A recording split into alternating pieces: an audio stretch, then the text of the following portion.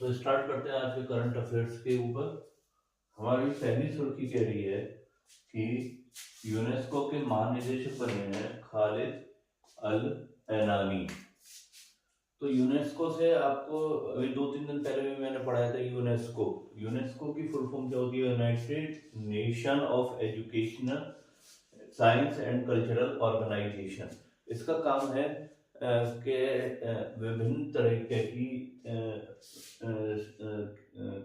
शैक्षिक, सांस्कृतिक, वैज्ञानिक, कल्चरल को संजो के रखना ताकि विश्व में शांति एवं सुरक्षा बढ़ सके। इसका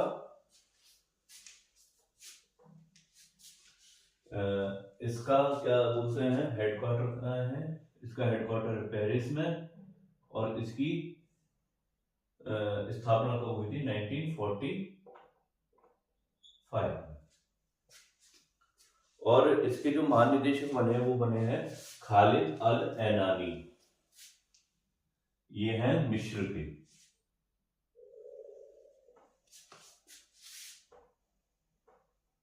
और इजिप्ट से आपको याद आना चाहिए, इजिप्ट में आपके गीजा की पिरामिड वगैरह हैं और यहाँ पे स्वेज नहर बहती है जो कि लाल सागर भूमध्य सागर को जोड़ने वाली एक जिसे बोलते कमर्शियल नहर है, स्वेज नहर। और मिस्र को, इजिप्ट को नील नदी का वरदान भी कहा जाता है। नील नदी का पूरा वरदान इजिप्ट में, नील नदी की वजह से ही इजिप्ट डेवलप है। अब चलते हैं हम अपनी अगली सुर्खी की तरफ। हमारी अगली सुर्खी क्या कह रही है कि कुंभ की प्रशिक्षण केंद्र और हनुमान परियोजना आंध्र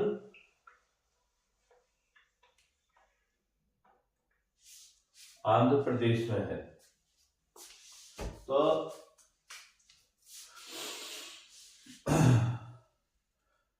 आंध्र प्रदेश के जो डेप्यूटी चीफ मिनिस्टर हैं उनका नाम है पवन कल्याण। उन्होंने ये दो चीजें स्टार्ट करवाई हैं, कुंभ की प्रशिक्षण केंद्र और हनुमान परियोजना इन आंध्र प्रदेश। इसमें क्या है, कुंभ के प्रशिक्षण केंद्र में जो हाथी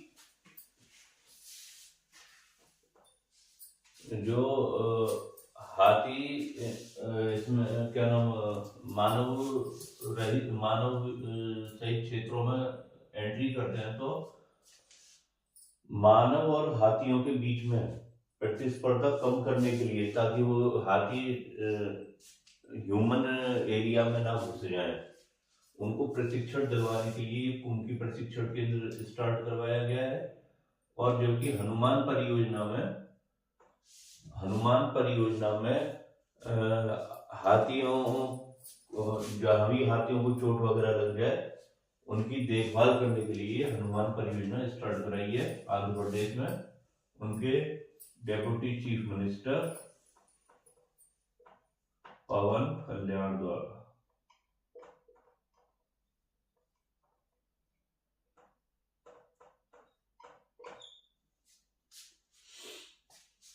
अब चलते हैं अपनी अगली सुर्खी की तरफ। हमारी अगली सुर्खी कह रही है कि विजयनगर काल के 103 स्वर्ण सिक्कों की खोज तमिलनाडु में हुई है। ये खोज हुई है तमिलनाडु के तिरुवन्नामलाई एरिया में, तिरुवन्नामलाई।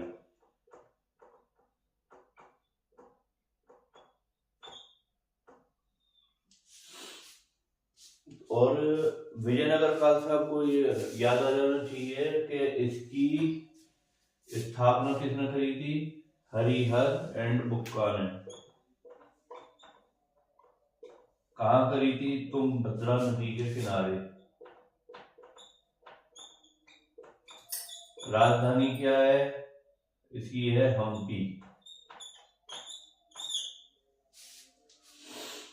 और इसके सबसे प्रसिद्ध राजा और कौन हुए थे? वो थे कृष्ण देव राय, जिन्हें हम केडीआर भी कहते हैं। और इन्होंने एक पुस्तक लिखी थी अच्युत माल्यार्थ।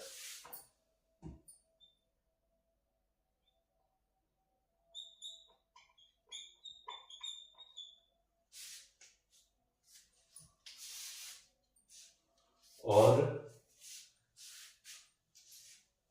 इनके अष्टदिग्गज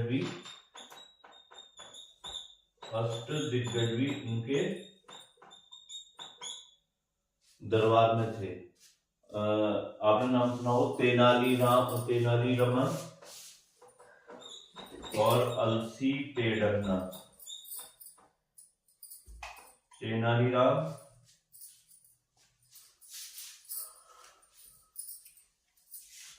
और अलसी टेढ़ना भी इनके राज्य में थे। तो ये सिक्के मिले हैं, स्वर्ण सिक्कों की खोज हुई है, अभी 103 स्वर्ण सिक्कों की खोज हुई है तमिलनाडु में। और इन पे जो चित्र बन रहे हैं, एक सुअर का चित्र वगैरह, ये इन पे पड़े हुए हैं।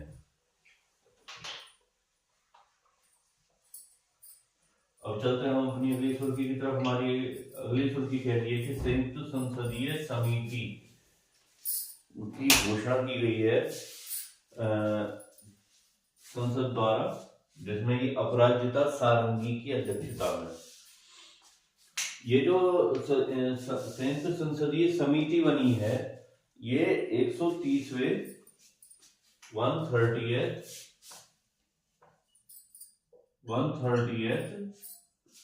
अमेंडमेंट के लिए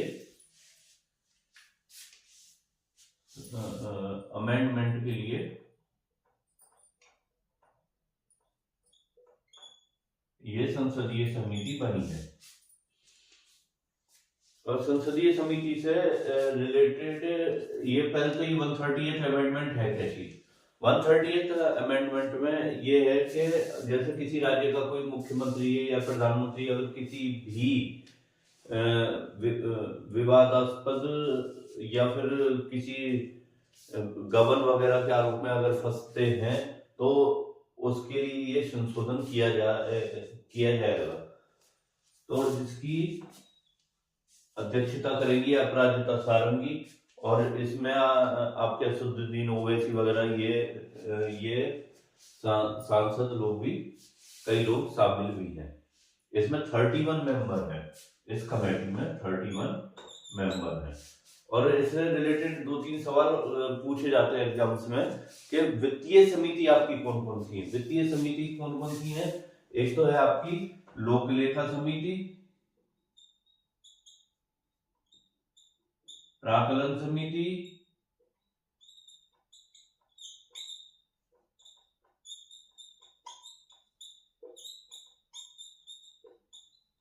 और लोक उपक्रम समिति।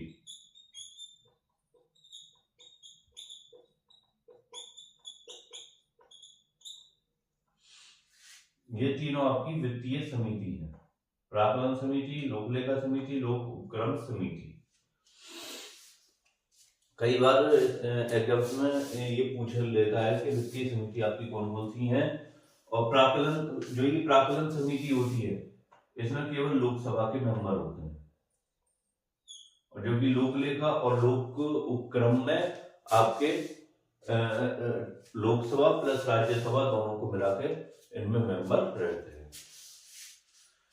अब चलते हैं, कल हम बता रहे थे SDG के बारे में। अब SDG में